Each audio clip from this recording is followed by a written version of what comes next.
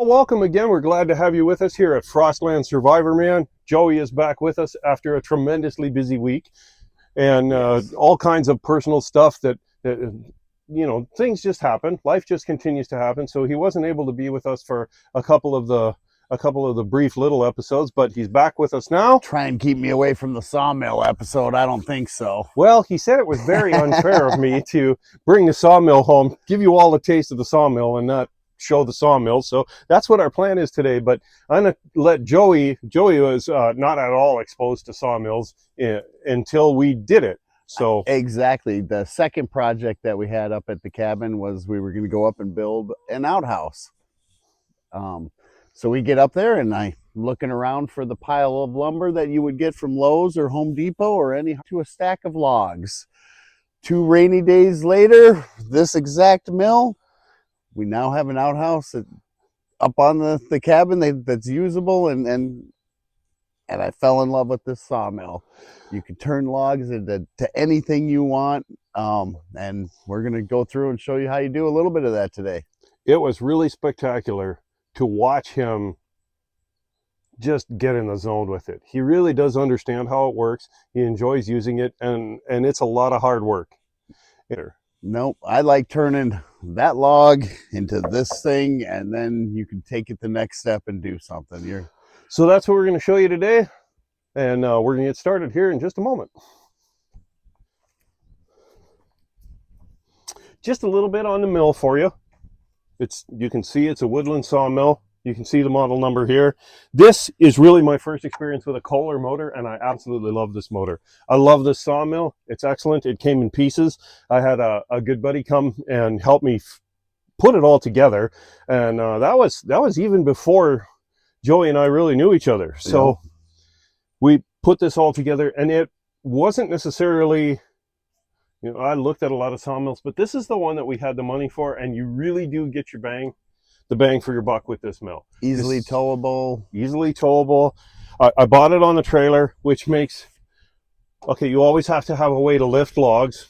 That's a difficulty, but we have a tractor, so we're able to lift logs. If I could do anything different, I'd go one size bigger on the motor. When Joey and I, it's not so bad for red oak, but when we were milling birch, white birch, and now we're going to be milling ash because there's nothing but ash logs all over Wisconsin. You got to go a little bit slower with this motor, but excellent sawmill, absolutely excellent sawmill, excellent customer service from them. Every time I've called them with needing some help with something with the mill, they're always ready, willing, and able to answer it. The machine and the equipment and the parts all actually come out of Canada. So fortunately, when I call there, I speak that language and I'm able to communicate with them effectively. My friend Ben asked me a lot of questions about the sawmill. So Ben, this is for you. Absolutely love this sawmill. It's worth every dime you pay for it. Absolutely. This one's paid for itself probably 20 times over. And Joey and I are able to make buildings out of all kinds of stuff, just because if there's logs, there's lumber. And as a person that had no experience with this at all, easy to understand, easy to use, easy to respect the parts and the process of it. It is a dangerous tool, but as long as you understand it and know what's going on, it's a safe, easy, relatively cheap adventure into sawmilling. Right. Much easier than the old school way of saws. This will. You remember that on Little House on the Prairie where the guy's in the hole? Yep. And they're using that. Who would be the guy in the hole? Nope. This one works a lot easier. It's on a rolling pass, so you roll the blade through the log. We lock the log down, set the height, and there we go. Good thing my arm is so long. Okay, so we got it up, ready to go. Joey's going to start it. Yep, we got the log in place. We've got it locked down with the cool terms, dogs, and all that stuff. We got it all locked in, secured. What we're going to do is we're going to kind of shave it down so that we can get something that we can work with. We're going to shave all the edges off, make it kind of a square or a rectangle or whatever the log's going to give us. You try and look and see. Basically what I'm looking for is the most square that I can get around the whole place to make a square or rectangle piece that we can then work with and get 2x4s. But the first thing to do is kind of shave off that top part and make it square. Go to it, Joey. Yep. It's all All yours. right. Sounds good.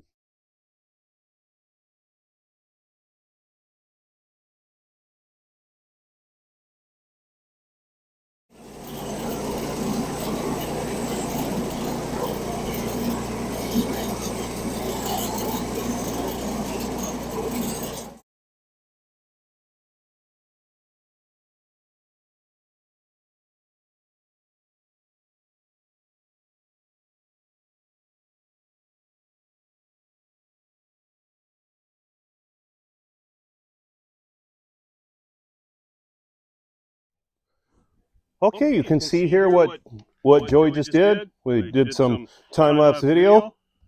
Okay, this is a brown ash log. Lots of ash available in our region of the world. Real hardwood, hard on the hot saws. Got to go Heats the real blade. slow. Yep, it's really, really hard.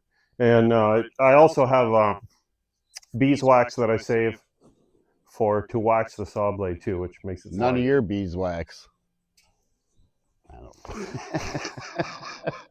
Yeah, and one of the neat things too is, I don't know if you can see, but as you cut the logs, the imperfection in the log kind of goes through. So same thing, if you get a neat pattern or a knot, something like that, it's going to be board after board to make, when you're creating your final product, you can look at the wood and actually woodwork.